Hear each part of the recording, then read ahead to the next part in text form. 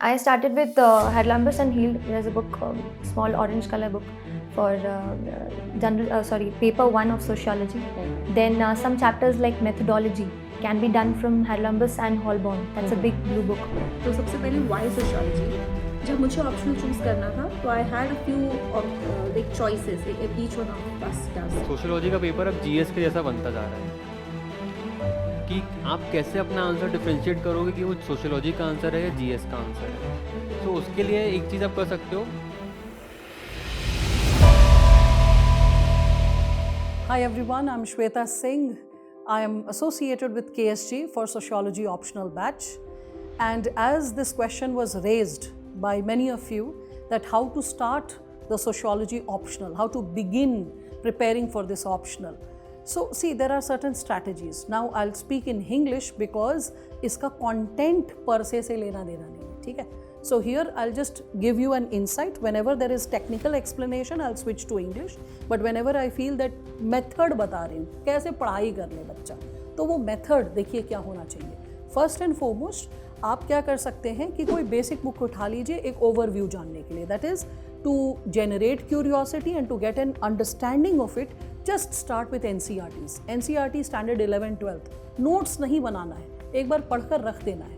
पढ़ने के प्रोसेस में अपने आप से पूछिए मजा आया पढ़ के, ऐसा लगा कि वाओ ऐसा भी होता है सोसाइटी में, अच्छा थिंकर ने ऐसा बोला, बिना प्रेशर के कि थिंकर का नाम रटना है, क्या बोला ये रटना है, कैसे उसने सारी बातें डिस्कस की रटना है, नहीं. Just to gain a sense of comfort, a sense of belongingness.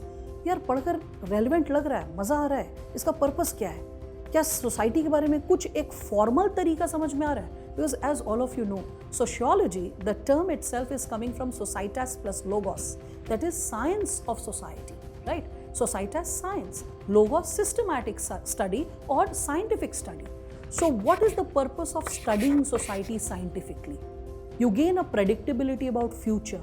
You gain the problems, concerns, causes, challenges which the society is suffering from, like what is the context behind it? What are the segments behind it? Okay, so a basic prelude can be created by NCERT. Then suppose you are going into notes making. What should be the ideal approach? आप कोई भी notes अगर उठा रहे, like whether it is coming from IGNOU or you are coming like taking it from Nitin Sangwan or any other base source, any other teacher's notes, my notes, whatever. The standard approach which I always suggest is, while preparing the notes, always keep the margins free so that you can always update it. Create one backbone material. जैसे मैं students को जो handouts देती हूँ, वो handout को मैं बोलती हूँ बैकबोन मटीरियल की तरह आप उसे रखें, और उसी में जो भी आपको अपडेट करना है साइड में आप उसे लिख लें या एक पेज अटैच कर लें इन बिटवीन द कॉन्सेप्ट. और हमेशा नोट्स का जिस्ट बनाइए. यस, बिना जिस्ट के आप एग्जाम में लिख ही नहीं पाएंगे, क्योंकि एग्जाम में 7 मिनट में 150 वर्ड क्रिएट करने या 11 मिनट्स में 300 वर्ड क्रिएट करने के लिए आपका एक स्पीडी थिंकिंग होना चाहिए. स्पीडी थिंकिंग तब होता है जब कॉन्सेप्ट हमारे एकदम बैक ऑफ द हैंड पे होता है, बिल्कुल रटा हुआ, बिंदास, मतलब एफर्टलेसली. मुझे मतलब किसी ने बोला नहीं सोशल फैक्ट, खट से उसका डेफिनेशन रोल कर गया, डायमेंशंस रोल आउट कर गया, रेलेवेंस रोल आउट कर गया, कहाँ कहाँ उसको यूज़ किया गया रिसर्च में वो रोल आउट कर गया, एकदम एफर्टलेस, मक्खन की तरह कॉन्सेप्ट निकलना चाहिए. वो तब होगा जब कॉन्सेप्ट आपको कीवर्ड्स के साथ याद होगा. कीवर्ड्स याद है स्कूल में क्या होता था? स्कूल में जब एग्जाम में हम एग्जामिनेशन हॉल में घुसने वाले होते थे तो हम बोलते थे अपने फ्रेंड से, कभी कभी कोई टॉपिक नहीं रिवाइज करे होते थे तो भाई बता दे, जल्दी से बता दे 3 पॉइंट या 5 पॉइंट. वो 5 पॉइंट पे हम 5 पेज लिख सकते थे, क्योंकि उस की पॉइंट का एक्सप्लेनेशन हमें याद होता था. वो की पॉइंट याद रहे तो हम प्रोड्यूस कर सकते हैं. इसीलिए नोट्स का की पॉइंट्स बनाना ज़रूरी है. क्या टेक्निकल टर्म्स हैं उस टॉपिक से रिलेटेड, उन टेक्निकल टर्म्स से रिलेटेड क्या टेक्निकल एक्सप्लेनेशंस हैं, उन टेक्निकल टर्म्स को नोट डाउन करना ज़रूरी है. ठीक है, तो उसका आप लिस्ट बना लीजिए, ताकि अगर आपसे 150 वर्ड का क्वेश्चन पूछे आप उसको भी इलैबोरेट कर लें, अगर 300 का पूछे तो वो भी आप कर सकें. ठीक है, तो एक टेक्निकल लिस्ट बनाना बहुत ज़रूरी है. नेक्स्ट क्या होना चाहिए? PYQs. हर चैप्टर कंप्लीट करने के बाद उसके एंड में हमेशा प्रीवियस ईयर क्वेश्चंस कम से कम 5 सॉल्व होना चाहिए, मिनिमम 5. क्वेश्चन पेपर ही आपको आइडिया देता है कि उस चैप्टर के बारे में एग्जामिनर की समझ क्या है, एग्जामिनर क्या जानना चाहता है. यूनिवर्सिटी में जो क्वेश्चंस पूछे जाते हैं वो डायरेक्ट होते हैं, स्ट्रेट होते हैं, और वो होते हैं कि आपको जितना कागज़ चाहिए उतना लेते जाइए, भरते जाइए। यहाँ प्रेसिजन चाहिए एग्जामिनर को, क्योंकि उसको आपसे बहुत ज़्यादा डिटेल में ज्ञान नहीं चाहिए। आपको प्रोफेसर नहीं बनाना है, ना प्रोफेसर की जांच हो रही है, यहाँ पर सिविल सर्वेंट को चूज करना है।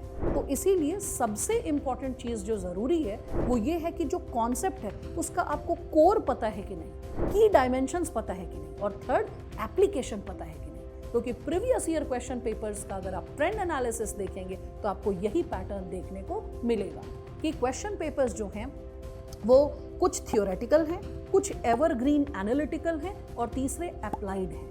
और ये तीनों कैटेगरीज के क्वेश्चंस अगर आप थोड़ा सॉल्व कर लेंगे तो आपके कॉन्सेप्ट में आ जाएगी फ्लूइडिटी, स्पीड, एक मक्खन वाला प्रेजेंटेशन, और उसके बाद आपको आएगा कॉन्फिडेंस कि यस जो पढ़ा है वो रिप्रोड्यूस भी हो रहा है। उसके अलावा तीसरी चीज़ जो बहुत अहम है आपको प्रेपरेशन में वो है रिविजन। जी हाँ, रिविजन। अगर आप साइकोलॉजी में देखेंगे तो एक थियरी ऑफ फॉरगेटिंग कर्व होता है। माना जाता है कि कोई भी चीज़ को अगर आप पहली बार पढ़ते हैं तो आपको 90% जब समझ में आ जाता है तो आपको लगता है आपको आ गया, लेकिन आप उसे 1 महीना छोड़कर देखेंगे तो 90% गायब हो जाएगा, 10% आपकी खोपड़ी में बचेगा बस। सो आपकी सद्बुद्धि बनी रहे और आप जो भी पढ़ें आप उसको रिप्रोड्यूस कर सकें, उसके लिए सबसे महत्वपूर्ण है किस तरह रिवाइज किया जाता है।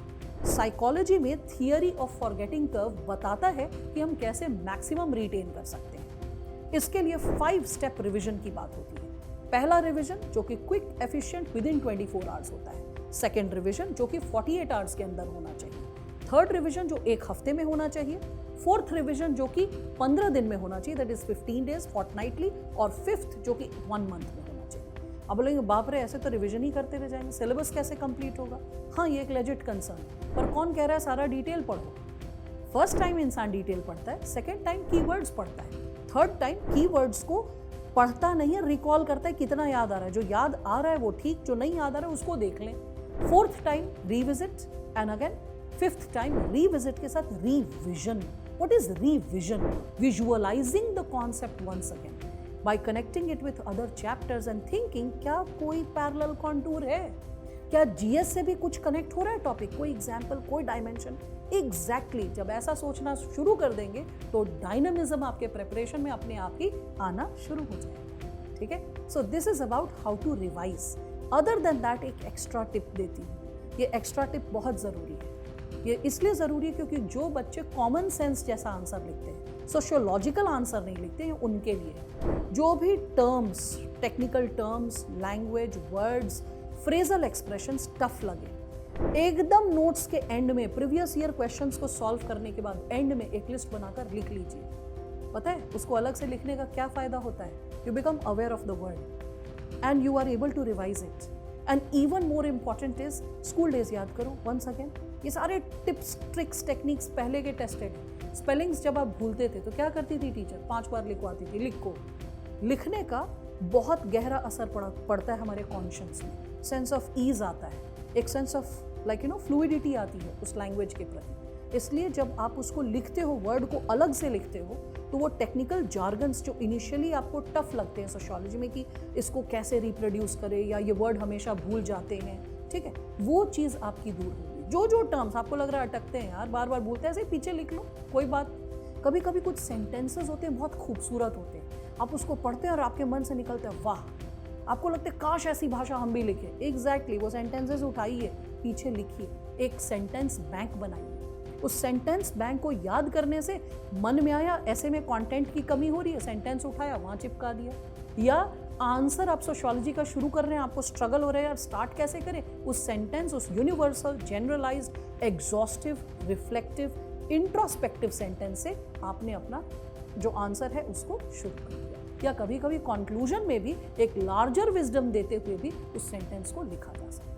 This is the wholesome preparation which a student should engage in when a child is getting into the preparation of sociology. Book list has been shared. Listen to that video and try to use those sources in this pattern the way I have told you, like how you should go ahead with your preparation. ये दोनों का सम्मिश्रण आपके selection को एकदम perfect तरीके से assure करेगा। Best wishes.